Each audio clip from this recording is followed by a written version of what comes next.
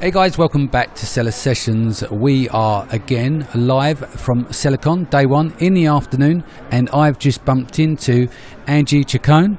Hello. How you doing? Great, this is fantastic. Excellent. We've not had you on the show before, so give me a little bit of background on yourself. So I started selling on Amazon about 5 years ago. Didn't really know much about selling on Amazon or e-commerce. Built quite quickly to 100,000 a month in the first year, and then I was at 200,000 in a year and a half, and then 500,000 a month within 2 years in the skincare space. So it was very competitive, and then I actually started my own manufacturing company and started producing products for other people as well. So I've kind of grown and become a bit of a speaker and mentor in the skincare industry and in Amazon. Well, you're an 8-figure seller now. It's incredible growth. What do you think separates? Like we spoke off call with like Ash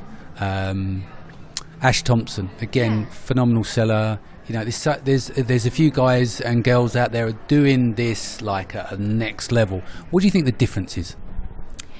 I think focus is definitely one thing. Really staying connected with other successful sellers, really being involved. I go to a lot of events. As you know, I participate in China Magic and other mentoring type events throughout the year. So it's really good because you get different viewpoints and different successful actions from other people that are, at your level or higher than you. And that's really helped me a lot.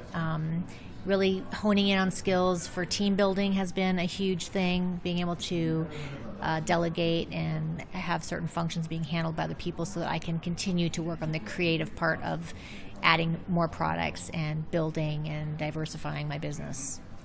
Makes sense. So what do you think is the difference for your stages? You've gone from a 5, 6, 7 to an 8-figure seller.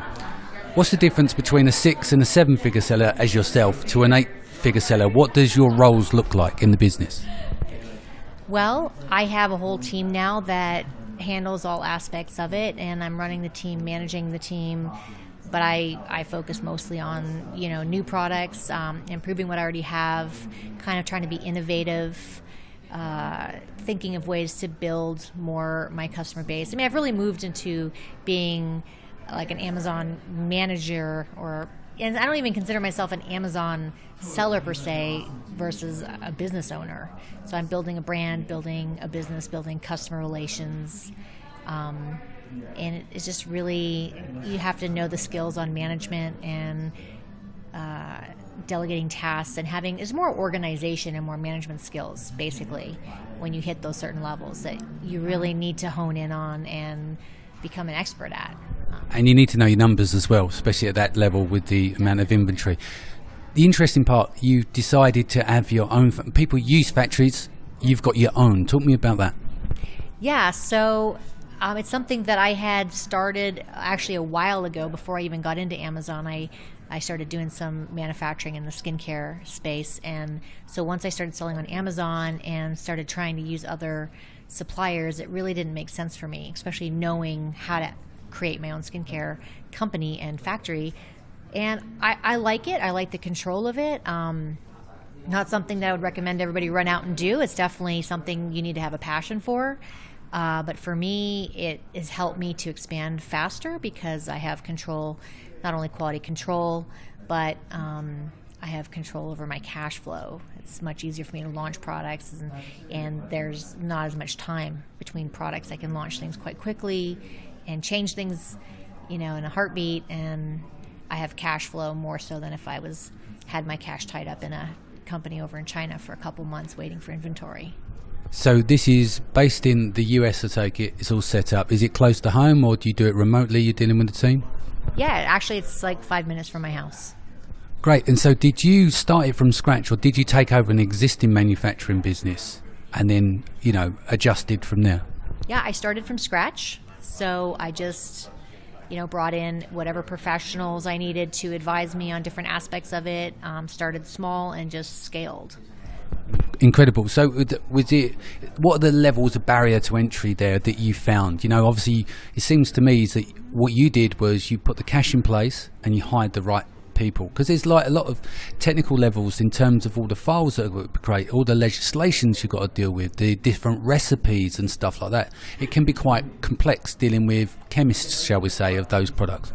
Yeah, exactly. I had to hire a manufacturing regulations consultant, because there's a lot of regulations, especially in Florida, where it is that I'm from, and chemists, formulators, staffing that are professionals at product batching and manufacturing and running machinery. And yeah, there's a lot of skilled people I've had to bring in, and consultants that I've had to bring in order to take things to the next level and really create what I have.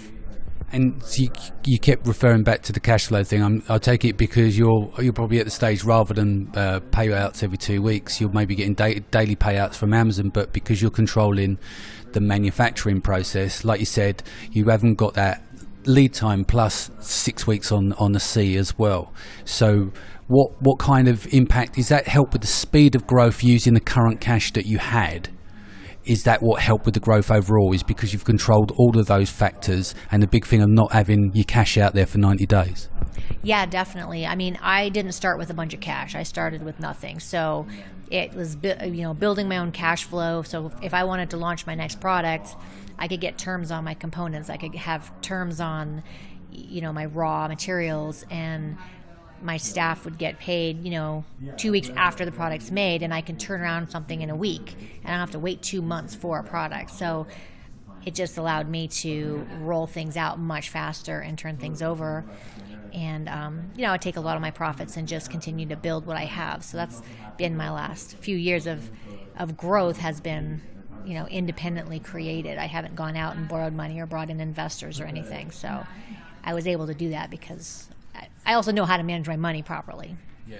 So what was your background before that? Because you seem to be very good at this hiring part and managing, and that's not necessarily maybe natural for some entrepreneurs, because they're focused on the vision. They're running around with their head up their arse because they've got so many things, different spinning plates, and everything's in their head and not quite to get down. You seem to be a well together person and have nailed this structure, if you like. You've gone up through the stages for your business. You've been smart enough to build your own factory, if you like. I mean, people don't necessarily think about, I know what I'll do. Let's go and build a factory.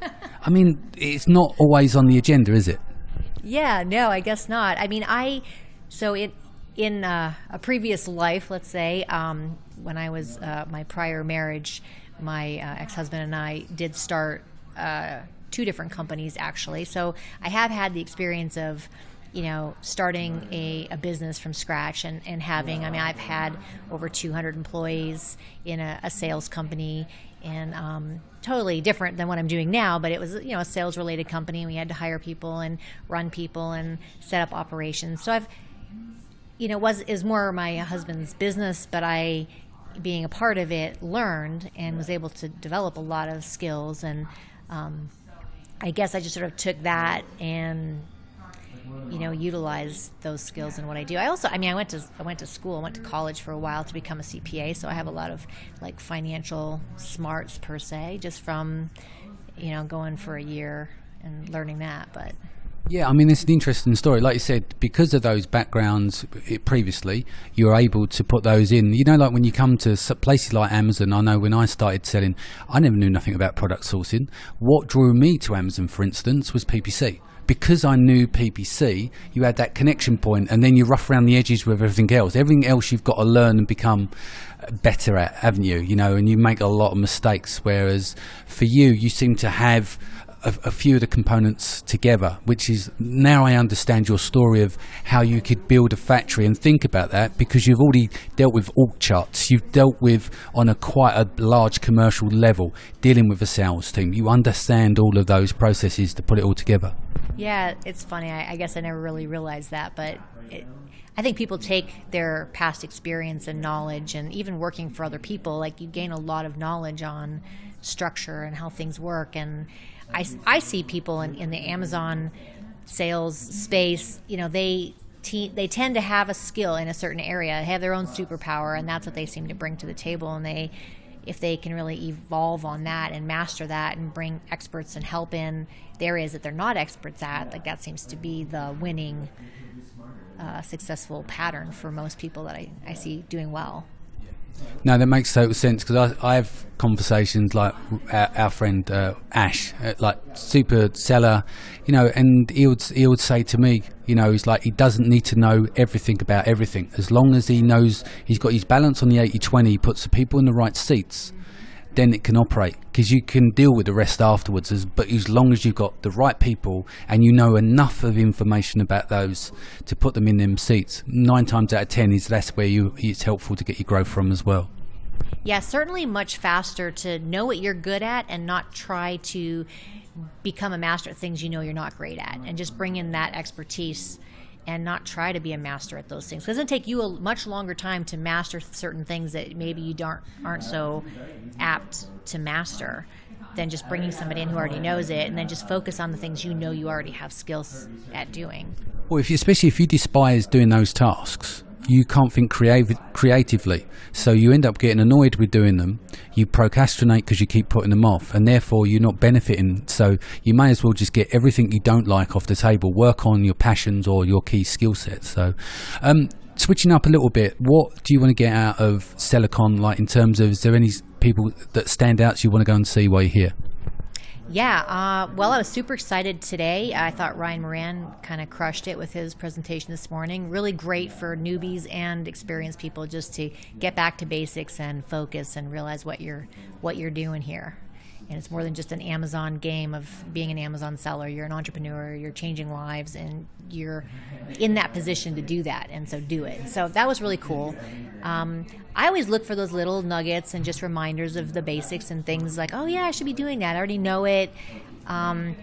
There's obviously that. Looking forward to like a lot of the speakers. There's a lot of good ones. And networking. There's a lot of people. I just love to connect up with everybody and what's going on and what they're doing and successful actions, and just keep that in is very important. Successful action of mine is talking to people and finding out what they're doing and sharing, and yeah, I'm really looking forward to more of that. Cool. And we're going to wrap here because I just realised that you wanted to go in to see Ryan's second session and I've taken up a lot of your time. So we'll end that there, and I'd love to get you on the show later and do an in-depth with you. I'm sure the audience will enjoy that. So thank you for now. Yeah, you're welcome. Thank you.